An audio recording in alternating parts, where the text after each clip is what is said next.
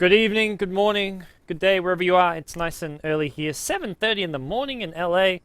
And joining me sometime like around midnight, I want to say in Australia, it's Baseskip. How you doing, Baseskip? Doing pretty well, still wide awake. The fact that I've been staying up until like 2, 3 a.m. to catch all the good European Dota is definitely showing up Yep. at the moment because I'm not feeling tired and I'm excited for the second game. How about you, Gods? You feeling I'm good? excited. That was a cool game one. I mean, it was Hmm. Arrow Gaming showing what they've been showing a lot of over the last month or two, that they are a team in Southeast Asia to be feared. They're causing upsets a lot. Well, I don't even know if you can call it upsets anymore. They were favorites going into this match against MiTH Trust. So they've really proven that they're a top team in Southeast Asia. Yeah, it's nice to see that Johnny's found his place a little bit more as Yep. well because originally it looked like things were going pretty well for him in Chain Stack. Obviously, that fell apart. And then I believe he was on Rattlesnake where he was playing two, so he was playing mid, Yes. and then underwhelming performance a little bit. He got pushed down to support, and looks like he's actually kind of found his calling. I think the draft last game was solid, and I don't think there's too much to complain about with his Chen play either. So. Yeah, nice to see him on form because it was a little bit dubious there for a while. Yeah, and it's good to just see. I mean, looking not just at Johnny but the team as a whole, like new blood in the Dota 2 scene. In Southeast Asia, Uh, especially, a scene which is kind of like dominated by the old veterans. Like you look at your old mhm. Zenith players, your Orange players, like you have your Winter, your Titan players, like your Extincts and stuff. And the scene needs some new young blood.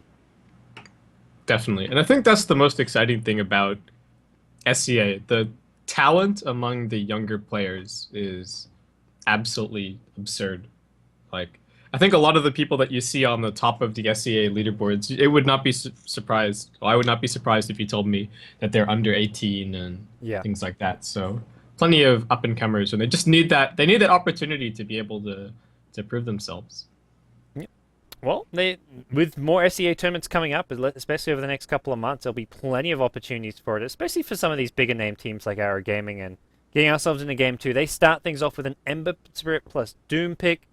MiTH Trust, they actually first pick the Centaur Raw Runner and then go back for a Shadow Shaman. So nothing too crazy with the two drafts so far. Arrow Gaming actually getting their hands on Ember Spirit, so we'll see some more Ember Spirit here in game two.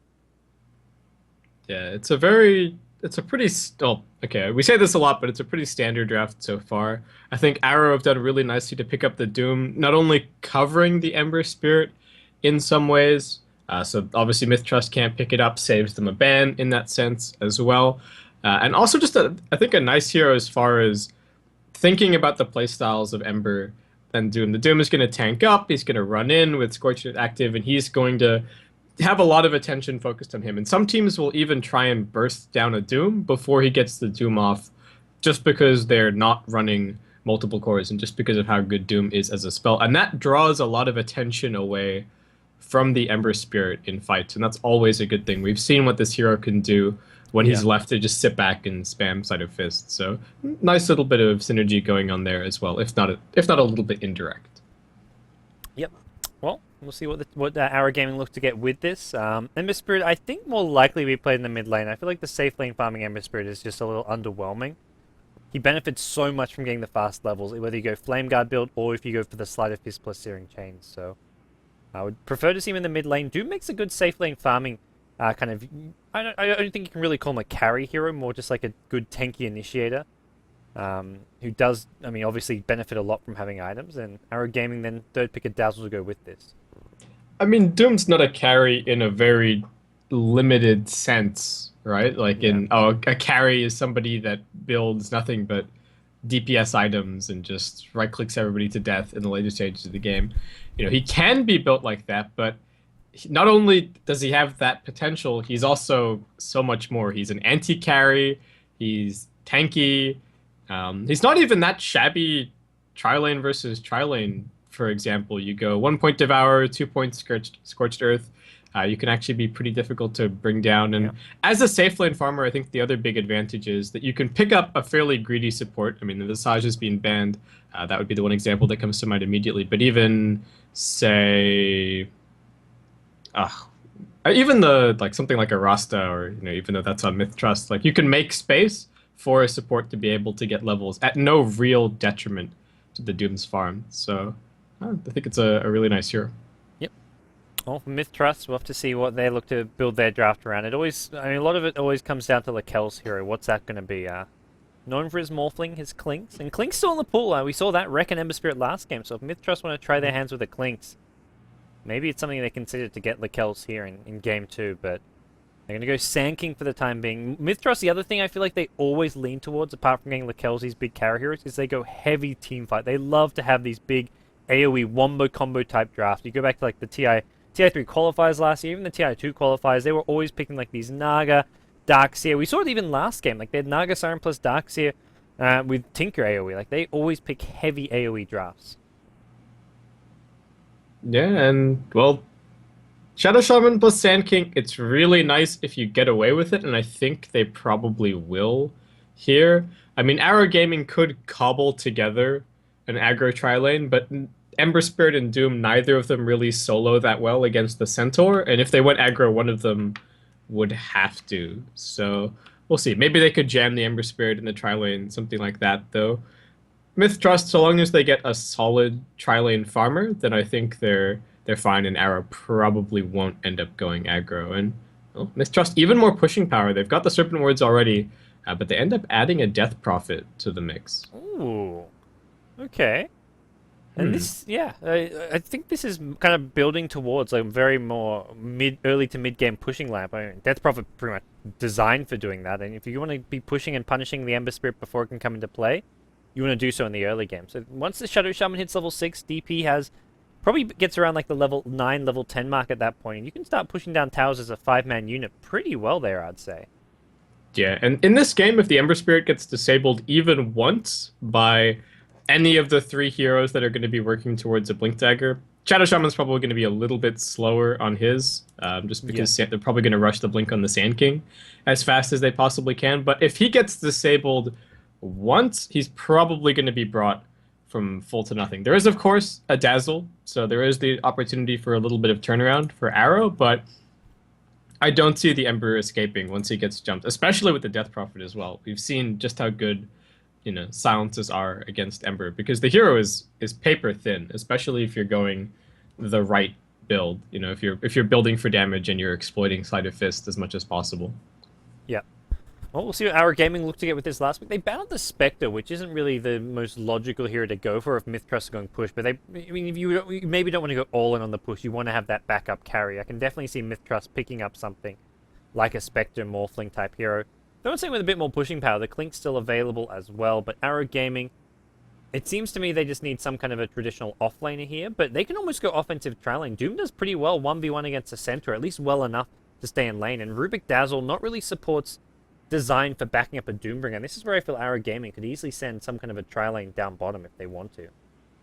Yeah, the scary thing, however, is that they're picking blind, right? Yeah. So if they pick something that gives away the fact or forces them into having to go aggressive and it doesn't work out, then they're pretty much screwed. So, and Myth Trust is flexible. Some teams have run Clockwork tri-lanes in the past. It's not terrible. I mean, especially with the Rubik and the Dazzle, they could even look to just maybe pick up a First Blood on bot if Lakel's is on a fairly greedy hero. Just walk down, hide in the trees. The Clockwork plays up a little bit aggressively, and then out pops the Rubik, out pop the Dazzle, and they pick up a straightforward First Blood, as the Shadow Shaman is probably looking to go and get his first stack on the pole camp. That's like what Liquid used to love doing with Fluff, like sitting behind Bulb on his Clockwork at level 1. Like, they will even smoke for it and get a First Blood, and then just go back to your safe lane, or whatever it may be. If the Clockwork gets that First Blood and he starts with a Stout Shield and Boots, he's just a nightmare to deal with. And Myth Trust gonna go for the Doom counter here. Pick up the Wraith King. I like Wraith King. I think series not bad.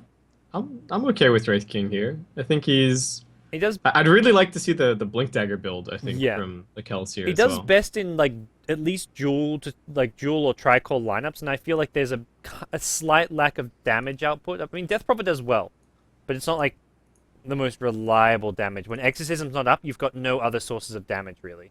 That's my main concern with their lineup, but I can see this Wraith King pick working still. It almost feels a little bit similar to I think the ill-advised Bird Gang game one draft, where they have a whole bunch of heroes that are going to buy blink daggers and just, Yeah. in theory, charge straight in, and that's going to make space for the big damage dealer, which in this case is the Death Prophet. But this is so much better rounded than that. Oh yeah. That No bird gang draft. double melee supports. I don't think they're going to be actually up against a Axe plus Dazzle offensive Trylon either, so... That in might regard, help. It's a lot better. Well, we'll introduce our two teams. It is game number 2 of our inaugural, not qualifiers, play-in match. Winner of this series does go on to the main tournament in the group stage. As we'll see on the Dire side, it's Team Arrow Gaming. Got Lance playing the carry Doom. We're going to see Mazoon playing the Dazzle. We got Johnny, the captain, playing the support Rubik. In the mid lane, it's going to be DDZ on the Ember Spirit. And then finally in the off lane, it's going to be Xiang Stars playing the off lane Clockwork. Yeah, and meanwhile on Myth Trust, heading towards the off lane, we have KYT now playing under something. I'm not even going to try. I'm sorry, guys. That's okay. We've got Abba heading towards mid as the Death Prophet, not starting off with the best block, actually, but we'll see if that matters too much. He's going to spam the wave straight away. We've got Boombell on the support Sand King. We've got TNK handling the Shadow Shaman, and finally we have Lakel's on, well, something that isn't necessarily a Lakel's hero, but it's on the Wraith King this game. Importantly for Myth Trust, they've got their full 5 this time around. Game 1, they were playing with a stand, and they had one of their players have like a power outage or something, but he's made his way to a cyber cafe, so they've got a full 5 here, and that to me is a good start here for them in Game 2. Game isn't underway yet, but they've got full 5. Well, speaking of a good start for Myth, the Centaur starts with the haste rune, so he does plays it really nicely, runs up, intercepts the creep wave, secures this first wave for himself, and messes with the equilibrium a little bit. And I think as he was moving through, he also blocked the 30-second spawn on the camp, so Doom actually had to walk a long way to go and get his first creep of the game. So it's a little thing, but a nice start. I don't know if it's far enough east. Okay. I know that the back of the camp does. They got the sentry on it. Yeah, okay, looks like they're going to be able to deward it here. That sentry might actually block it as well. Yeah. This is, I don't know the hitbox on this big camp, but I've seen, like, so many times I've dewarded it and then my sentry will still block it. It's quite a tricky one to do.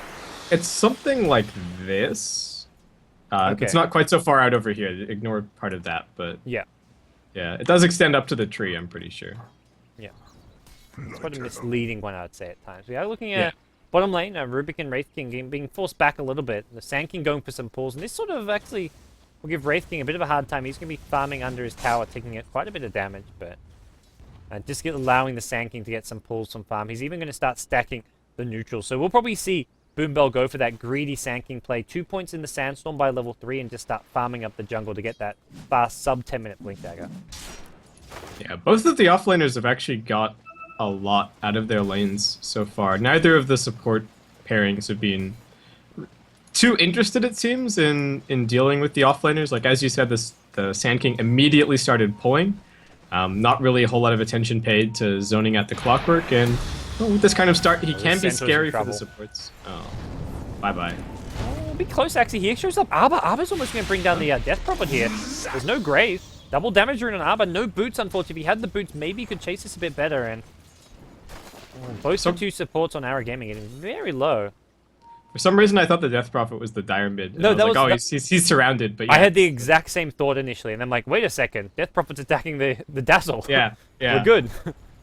So my bad there, guys.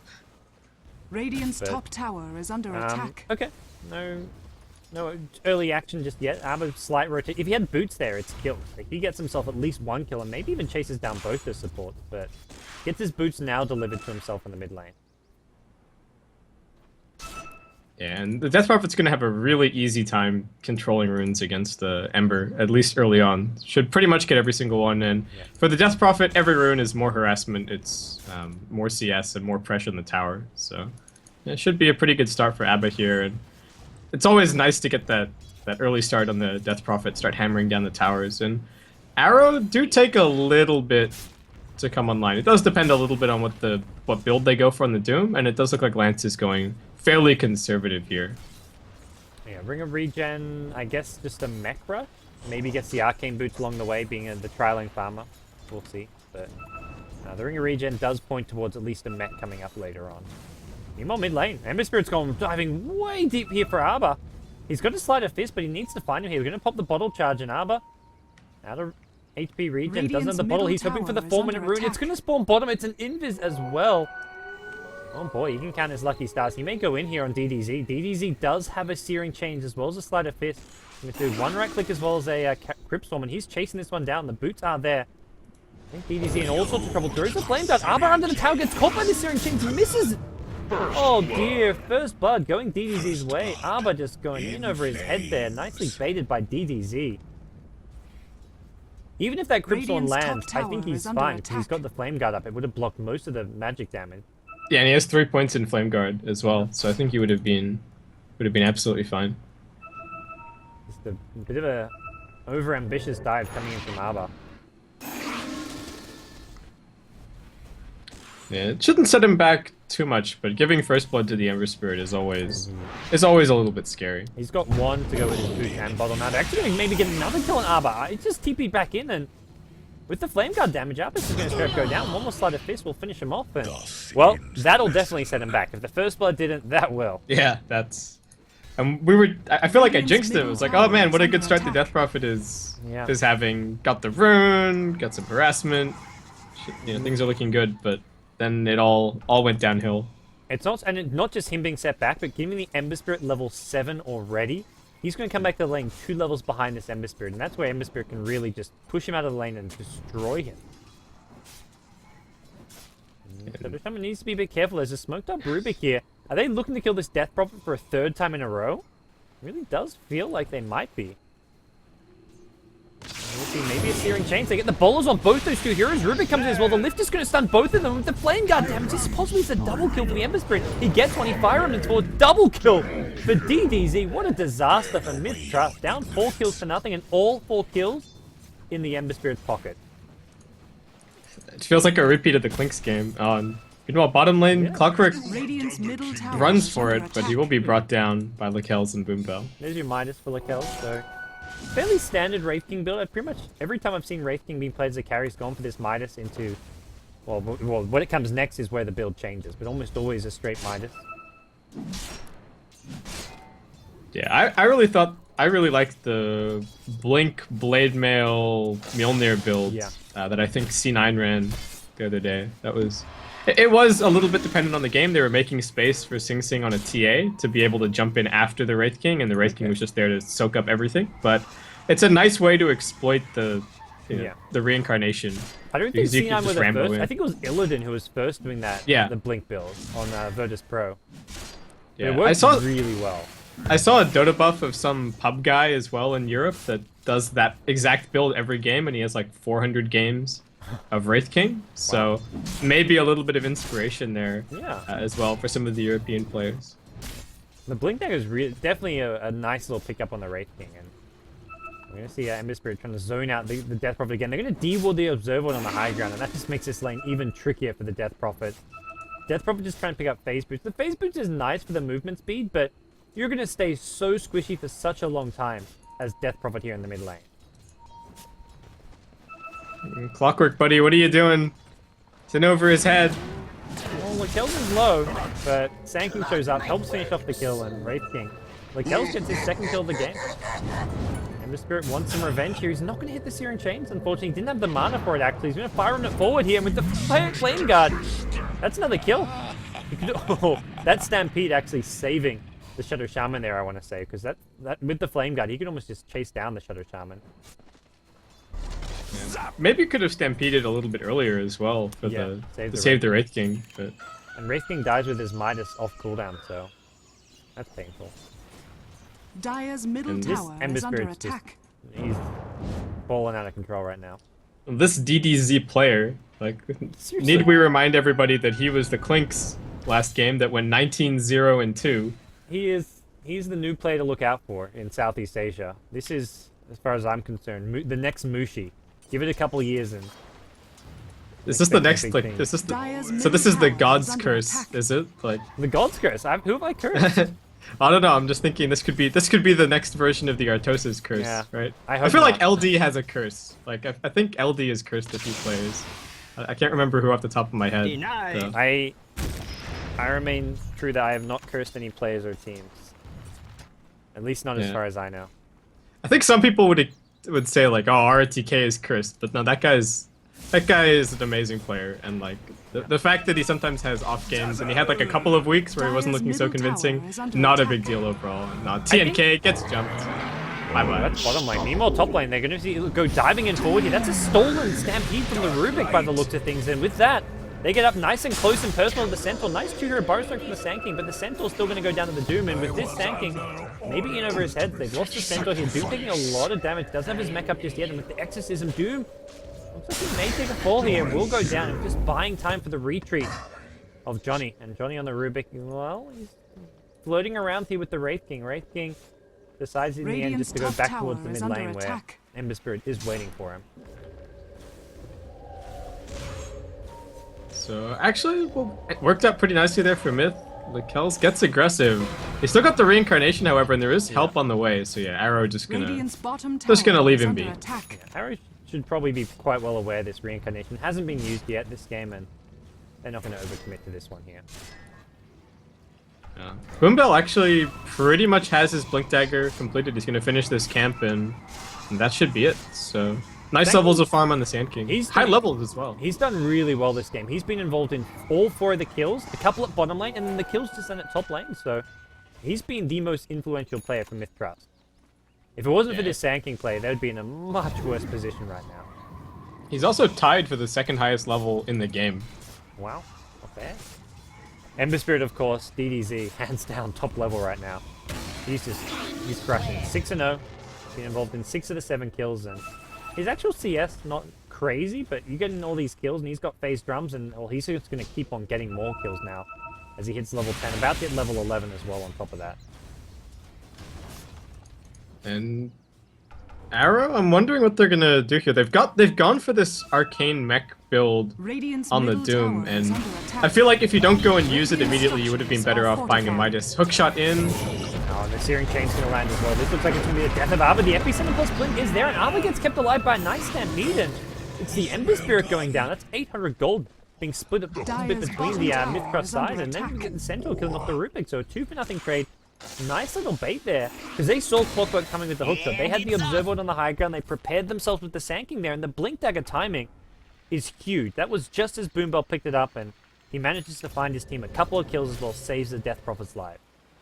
I don't know what Arrow are doing, diving between tier 1, tier 2. Like, even if they hadn't been anticipating that, there's going to be a TP reaction, and you probably get the Death Prophet at best, and then lose 2 in exchange. Dire's bottom tower is under attack. We'll see this T1 tower kept alive by MiTH Trust. It doesn't look like we're seeing a blink from Lekels. He's going straight towards that armlet after a Treads MiTH. This is like as cookie cutter as Wraith King builds come. Treads, MiTH, armlet, and then well, I don't know what you get after that. Maybe like BKB, but I don't know. I don't think you want BKB this game. Probably not. Oh, Ember Spirit's found Arbor here, and Arbor maybe just going to straight up go down here. The drum's even going to be used just to give him that extra movement speed burst to keep him alive. And the Dire team didn't actually have wards there. It's being pinged as if there is a ward there, but it's the high ground ward near the top river. Radiant's top tower is under attack. Yeah, and Arrow actually just going to turn this straight into a tier 1 tower, so Radiant's top tower. looking good. I think this is a game where you consider just going for the Deso build, maybe on the Ember Spirit.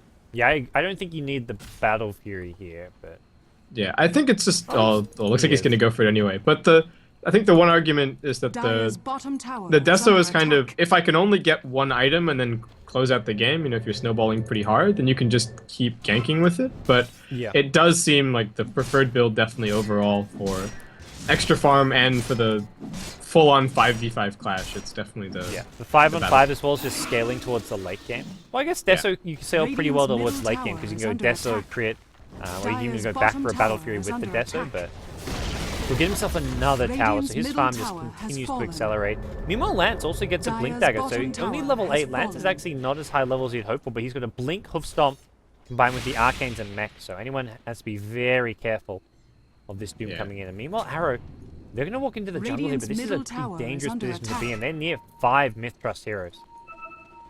Yeah, and this is the only reason I would say that the Stampede comes in. And they want this Dazzle here, and the sun's going to fall. No chance for a Graven. DDZ, careful, man. Calls coming in from Arrow Gaming. I think DDZ for a second there was like either lagging or just alt-tabbed or not watching, because he was right-clicking and Did not want to be right-clicking. He wanted to be running the hell out of there. His PC jumped out. It did look a bit like that. I'm guessing that means he got Alt-Tab somehow, but it looks like he's going to be good to go. Stuns are on cooldown. No Sand King stun, no Wraith King stun. Dazzle out of range for a Shackle, so I think DDZ is going to be okay here.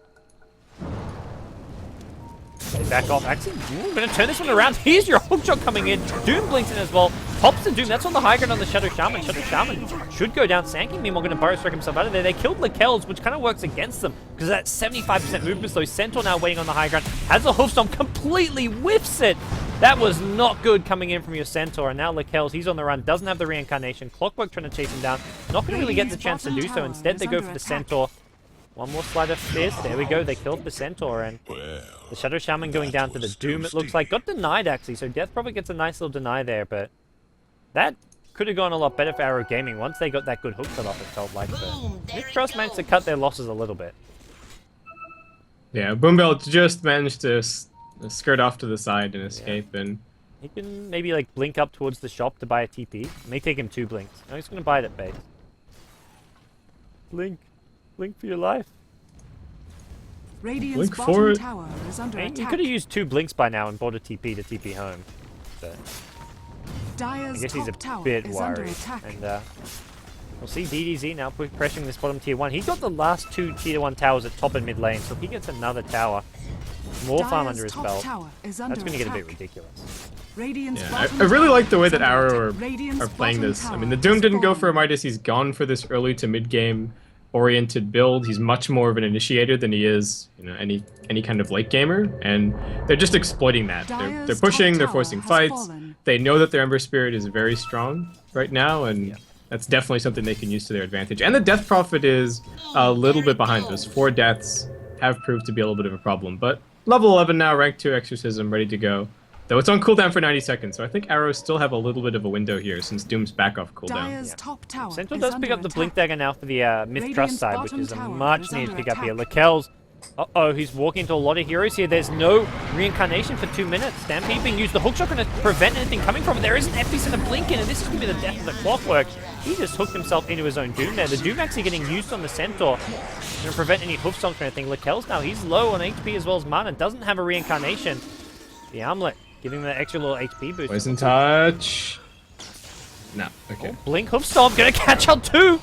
Nicely played from Lance. It's gonna see a follow from the Ember Spirit. Now the Searing Chain's gonna catch just the Sand King with the Flame Guard. Boombell's gonna move. He's gonna move soon. Gets stunned up here. The Sleight of Fist gonna finish off the Sand King now. Discover what lies beyond. Just the Sand King going down. So again, MiTH Trust, they cut their losses. They don't lose the Wraith King. They keep Shadow Shaman alive as well. Centaur got doomed and didn't die either, so Arrow Gaming are committing a lot and not getting that much out of it, although they're not really... I don't think they're trading poorly, they could be trading better, it feels like.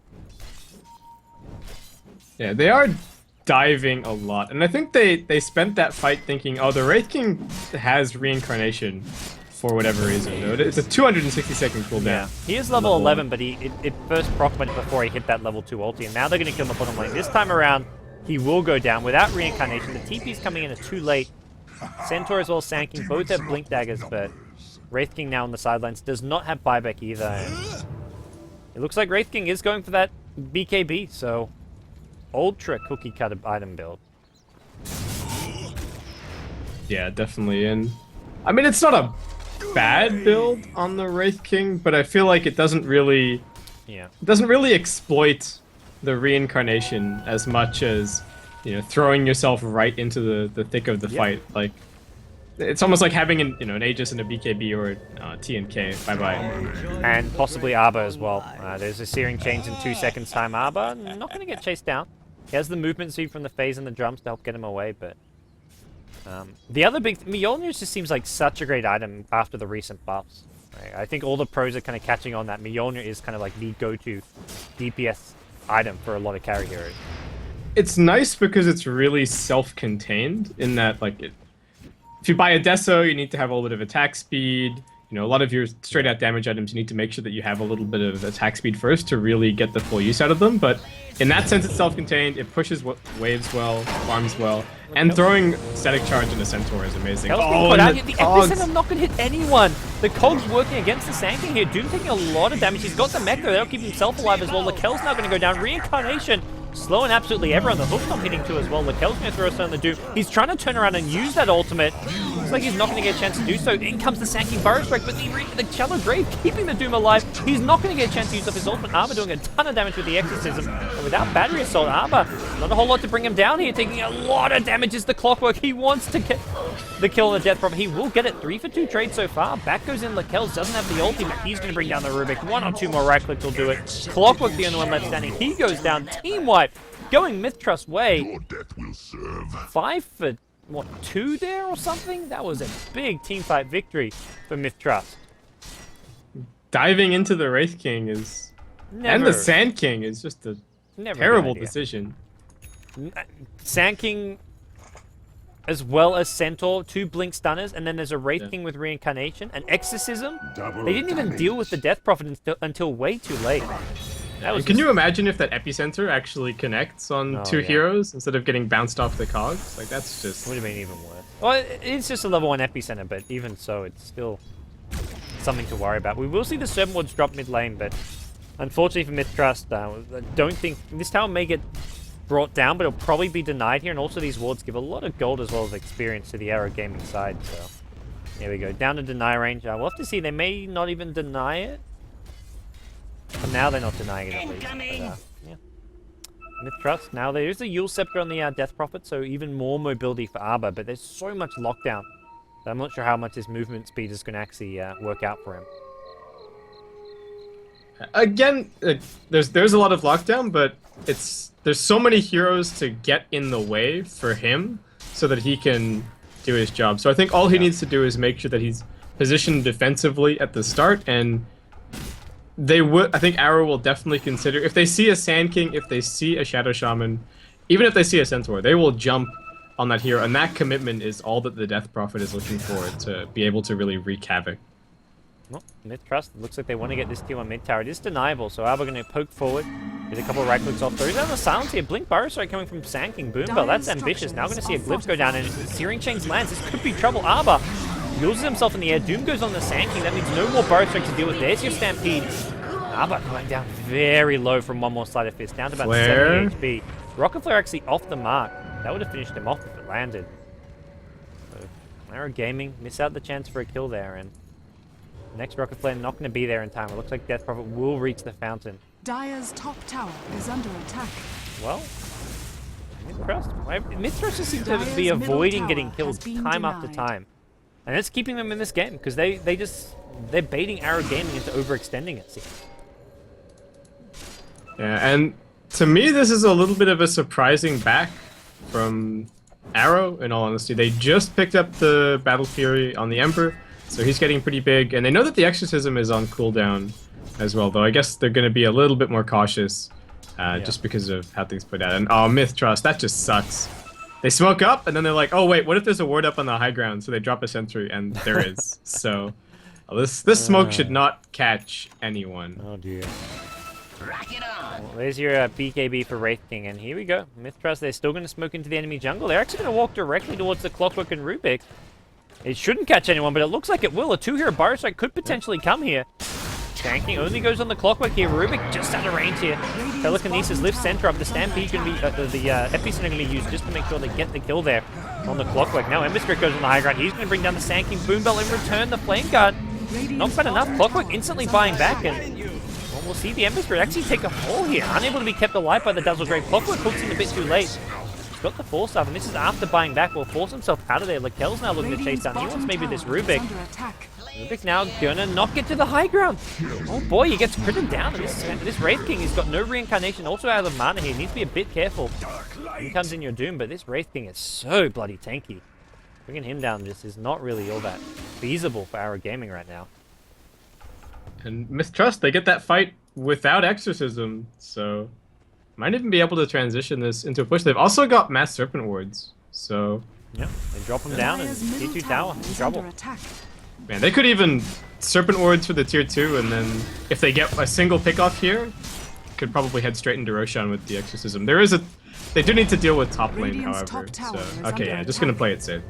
LTB the Death Prophet. This is good farm for Arbor, who does, I feel like, need a big item on top of this Yule Scepter, be it something to tank up like a Heart of Tarrasque, whatever it may be, needs to just get that next tanky little item. And Lance completes a Shiva's. The Ember doing okay. Looks like he's probably working. I don't know if that's going to be crit or another Battle Fury. Yeah. We'll see Oh, soon enough. DDZ walks straight into his death. The chain stun is just so easy to bring him down, and Razun could knock it in time for a grave. It's only a level 2 grave. He's going to grave himself, but he hasn't even taken a point of damage. That grave completely wasted. I guess it was thought they were about to chain stun him down to death, and Doom kept alive by the mech. The cogs also can just prevent any heroes from chasing on in, but Arrow Gaming almost give up some more kills there. I mean, you mentioned Roshan. It looks like MiTH Trust is just going to go for Roshan now. They've got the Exorcism and Serpent Wards coming up. 35 seconds away, so it won't be any Serpent Wards for this. I feel like they need to maybe use Exorcism if they want to bring this down, but there we go. Arrow Gaming just not in a position to contest Roshan right now. That was such a greedy play from the Ember. Like, there's one ward on the map for them. It's over by the top rune, and he walks all the way out into Fog. Gets picked off, and that's a huge loss for Arrow Gaming. They get Roshan, they go straight. They're going to get this tier 2 tower, it looks like. The Exorcism are going to be wearing off, but even just a second or two on this tower gives a bit of extra damage. Lakel's, he's on the front lines. He actually takes the Aegis to go with his level 3 reincarnation, so this guy has a ton of lives to play around with right now. Dire's bottom tower has fallen. Yeah, and it almost feels like bringing him down once is already a pretty big ask for Arrow. Well, MiTH Trust playing a lot better in game 2. Not having a stand-in definitely working to their advantage right now. Yeah, I think the big thing for Arrow is they just really there's two kind of questionable team fights, especially that one really big dive on this tier 2 mid. I mean, the Ember was definitely snowballing, but now he's slowing down pretty substantially, and I felt like they had the game not necessarily clinched, but they were in a good position to take a tier 2, you know, maybe look for a pick-off and go from there, but I think control of the game has definitely shifted over to MiTH at this point. They didn't focus on like the main objectives, like taking towers, safely pushing towers, taking Roche, out-farming your opponents, getting map control, starving your opponents. They didn't focus on that, they just went diving for kills. Like, they were just too tunnel-visioned on taking fights, and it worked completely horribly against them. Yeah, it's SCA Dota, I guess. Actually, that's unfair to say. I mean, there are definitely some very disciplined teams in the SCA scene and with plenty of experience, but it shows that Arrow Gaming are a new team who don't have that experience. Yeah, I think that's definitely a good way to look at it, because, I mean, the lead that they had was, you know, reasonably substantial for when they had it. MiTH weren't actually really behind on experience pretty much at all this game. Yeah. So, but yeah, I think Arrow could maybe reevaluate a little bit how they approach those tier 2 pushes. And MiTH, now they've got a whole bunch of tools to work with. They got the pipe on the Centaur. They're working towards what looks like a Bloodstone on the Death Prophet. Boombell is just swimming in cash. They've actually got a Gem of Truce I picked up as well from their Rasta. So, well, things are looking great. They're going to starve Arrow of Vision. They're going to starve Arrow of Farm. And it's almost for Arrow need to start looking for a pickoff and trying to make a play, because I think MiTH Trust's team fight has actually managed to outstrip them a little bit at this point. The problem is, right now, MiTH Trust is sticking as fire, so finding those pickoffs is not really possible. They could try smoke and come in from behind, because that's where Boombell is very exposed to the back. If you come in, start the fight on him, doom the Sand King. Sure, there's still Centaur Stampede as well as Hoof Stomp, but Sand King is really the big problem maker, I feel. And to a lesser extent, even the Shadow Shaman. But you can bring Shadow Shaman down without having to use Doom. Just maybe Clockwork hooking onto him. So I feel like a front-on assault from Arrow Gaming is maybe not the way to go. Top tower is under attack.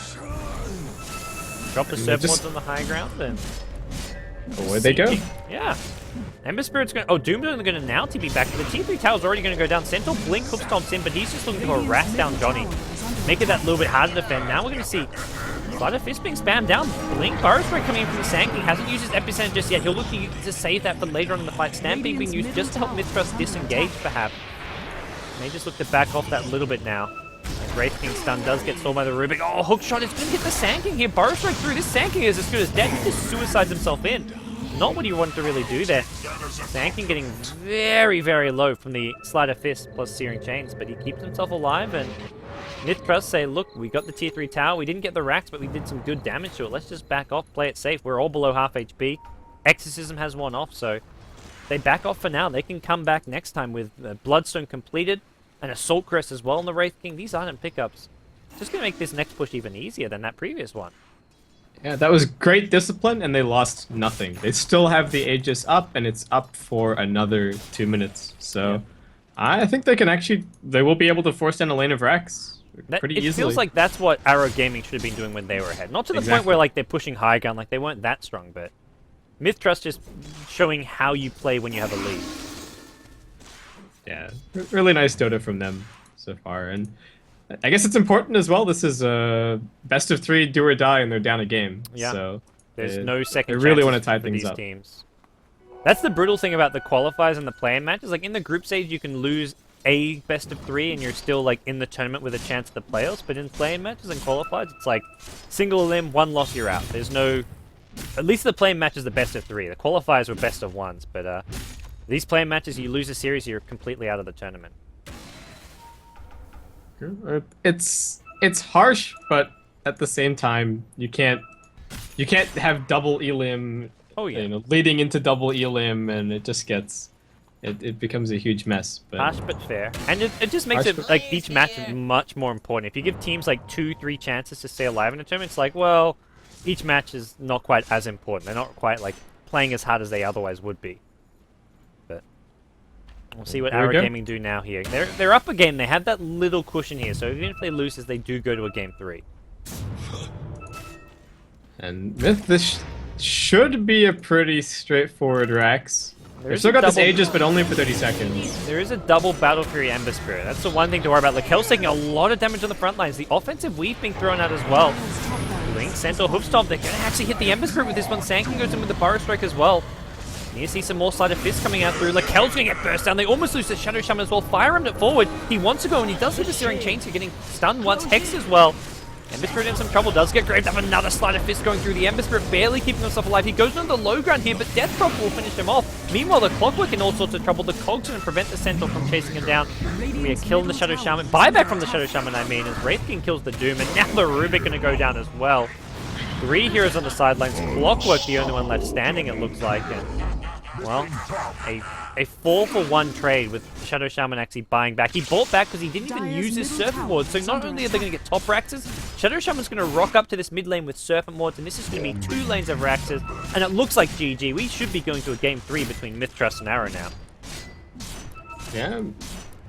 I mean, Arrow are going to be able to stand around a little bit and be like, well, they're not actually finishing our 2 or 3. I don't think they had creeps in the base. Came in. Yeah, they didn't have creeps in the base, so a bit of an oversight from MiTH. Well, they get in now, and there's still 17 seconds on Ember Spirit. Oh, Clockwork, what are you doing, buddy? Oh, Force Staff's up onto the high ground. I Blink in 3 seconds. Okay. He's got no TP. Oh, he tried to hook hook shot out on his teammate. Oh dear. Well, that's 2 sets of Raxes now. That's, well, not quite over, but it's very close to being over. As oh, Boombell. Not again. Getting game 1 deja vus here. Boombell, the player who didn't end up playing game 1 because of disconnection/power issues, and he's going to suddenly disconnect here. In a game that looks more or less over, but we'll see what Arrow can say about that. They have got the Ember Spirit. He's got 2 Battle Furies online. Is that going to be enough to start any sort of a comeback here? I don't know. Against 2 lanes of Rax down, and I think there's still a gem over on MiTH. If they can quite easily just starve out the rest of the game. Maybe if MiTH really mess up and they all clump up as 5 and the supports get cleaved down immediately by the Ember Spirit, then they can maybe win a fight and have the beginnings of a comeback, but I don't think there's much of a chance. The level 3 reincarnation is just so good because they haven't really got good damage output to bring him down. Like, bring him down once, sure, you can do that with your Ember Spirit, but bring him down a second time in that 60-second time span is going to be really tricky to do. Yeah. It doesn't feel like SEA Dota without pauses, so I have to mention that this is like, okay, this is par for the course. You know, until this series here, this tournament's been like all matches on time, no pauses. You're gonna jinx it, gods. Well, it's already been jinxed, so how much worse can it get? Oh. I feel like somebody should make a little compilation. Look, Nice I had a hook stop. 100-minute game, so I don't think it gets much worse than that. We're going to see a Blink Burst. We're catching out a couple of heroes here. MiTH Trust. This Wraith King, he pops a Reincarnation. Now he's just going to turn and fight. Oh, nice Blink Hookstone. Catches out two. The double edge to follow.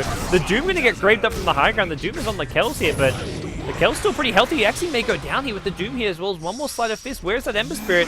Is he going to go to the low ground? Sleight of Fist being thrown out as well, and there's the kill. Doom gets the kill on the Wraith King. They get a couple as well, and the retreat coming now as Arrow Gaming do force MiTH Trust back, but it's still 4 Raxes. It's still a very worrisome position for Arrow Gaming to be in. I think MiTH kind of lost track of what was happening in the game after the unpause. Like, they unpaused and they got jumped, and they were like, fight, fight, fight, fight. But they weren't really fighting for an objective at all. And they were all already quite low from pushing. So I think that was the one big reason that Arrow managed to take that fight. So they hold on for now. Roshan, pretty much the maximum possible respawn time. Yeah, so that's good news for Arrow. But at the same time, MiTH can just sit back and farm anyways. Like, I feel like they can actually benefit from like 2 to 3 minutes of farm. It's not going to hurt him. Like, we'll see a Shiver's Guard on Death Prophet. We'll see Wraith King. He's got 4k gold, so he's probably, depending what he wants to go for, maybe about 1 to 2k gold away from like a big tier 4 item. Sand King's pretty much set. Shadow Shaman can do with a Blink Dagger or just like even start building towards a BKB this game. Like, definitely a good BKB game if you can get one. But, as for Centaur, he's going to be building what looks to be a Heaven's Halberd. So 3 minutes of farm, and I feel like MiTH Trust will be coming back with another even stronger push. As for Arrow Gaming, maybe Ember Spirit finishes another item, but even that, I'm not sure if that's going to happen. Maelstrom up on the Wraith King. It's Mjolnir time. I love Mjolnir. It's so good. And it's one of those things where even when you're being disabled and locked down, you're still dealing damage because of the Mjolnir effect. That to me that's my favorite part about the item. Like, you can be getting stunned all you want, but you still do damage in an AoE. Yeah, the new static charge is just fantastic. And if the internal cooldown was any lower, the item would just be straight out broken. But it's nice to see that it's now actually up there in terms of comparisons to Deso and Crit. You know, Mjolnir was always sort of the underwhelming item in that tier, especially when you compare it to AC, because what you get for the recipe cost is you just combine the Maelstrom and the Hyperstone into one slot. You get a slightly better lightning bounce, and you get the static charge. When you compare that to an assault, you get all the attack speed and you get all that sweet minus armor. So I think the buff was very justified, and it's been a fun item to see pop up here and then. The other cool thing about the item is that you can stack it with lifesteal, like Mask of Madness or whatever it may be, which is really important on a lot of heroes. Like, your traditional right-click carriers like Drow Ranger, you see going Mjolnir plus Mask of Madness, snipers, whatever it may be. Like, stacking these two items, like Faceless Void, another great hero, any hero who you want the attack speed from a Mask of Madness, you can still get the Mjolnir. It's really nice synergy between the two items. And Arrow going for a smoke here, so this is... I mean, they're feeling desperate right now. They also, they think Roshan's going to be back up any second now. Well, it is going to be back up any second now. It's like 2 seconds away. So I think we're trying to contest Roshan. Unfortunately, Roshan was not up, and they've got to defend their base. So, free Roshan for MiTH. Yep. They know that Arrow know that this is happening, but Arrow, the they can see Arrow in their base. It. Like, they see a couple heroes mid, they see the Rubik top, they'll see Clockwork heading towards them, but I think that, they just commit to this anyways. They don't care. They'll throw an Exorcism, so if you engage, you're engaging into Exorcism. It does get snapped. Ember Spirit steals the Aegis. Blink Centaur's not going to go into the Ember Spirit. They lose the Doom. Ember Spirit as well takes a fall. He'll be respawning and probably dying for a second time. Nice! Oh, the clean damage brings down 2. A double kill for the Ember Spirit. He also gets onto the high ground. It's not over just yet. The Wraith King going to reincarnate now. Gotta be careful here, MiTH Trust. This Ember Spirit dishing out the pain there. That cleave damage in the Roshan pit with 5 heroes grouped up did some serious work, but end of the day, Death Prophet, Centaur, Wraith King still alive. He only killed the 2 supports. That's all he got out of that.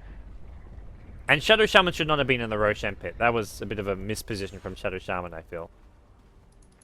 Yeah, there's very little reason for him to Yeah. to be in there. I think the thought process is, oh, okay, the Ember is going to respawn. We've already used the Sand King lockdown and the Centaur lockdown, so I probably need to, I need to go in there and beat the disable, but it did end up being brought down.